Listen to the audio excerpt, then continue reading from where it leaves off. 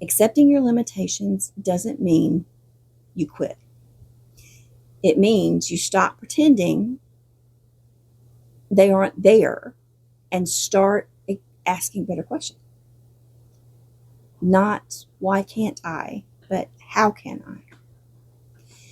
Every one of us has limitations. Some are physical, some are financial, some are emotional, some are family responsibilities. Most are circumstances we never would have chosen for ourselves. Limitation is real, but our interpretation of it, that's where perspective comes in.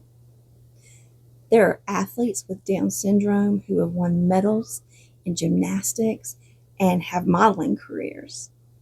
There are people with disabilities who have become professional bodybuilders.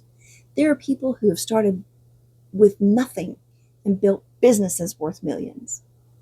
And there are single parents juggling jobs and caregiving and impossible schedules and still creating lives they once thought were out of reach.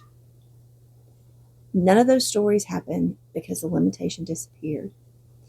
They happened because someone refused to believe their limitation was the end of the story. They asked a different question. What can I do with what I have?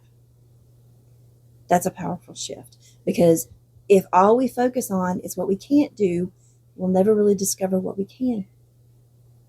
I know someone here will see this and think, yeah, but my situation's different. So did myself. And maybe it is. Every story is different. Every obstacle is different. I'm not saying everyone's path looks the same. I'm saying the principle does. Every person who has ever overcome incredible odds had to stop asking, why me? And start asking, what's my next step? They adjusted. They learned. They pivoted. They found another route. There's a quote often attributed to Brendan Brian: if you accept your limitations, you go beyond them. And I love that because it sounds backward at first, but it isn't. Because once you accept the limitation, you can stop fighting the wall and start looking for the door or the window or the ramp or the side path that nobody else noticed because they were too busy staring at the wall, too. That's perspective. I think that's because acceptance isn't surrender, it's clarity.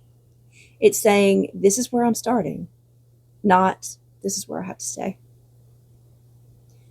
Perspective does not erase reality.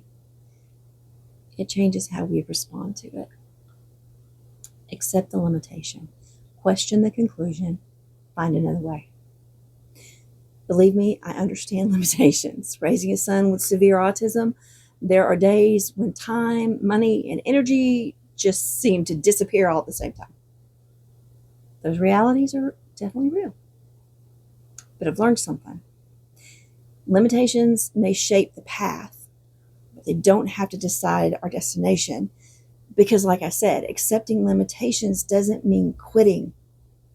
Sometimes it's the first step toward becoming the person who proves those limitations weren't the whole story.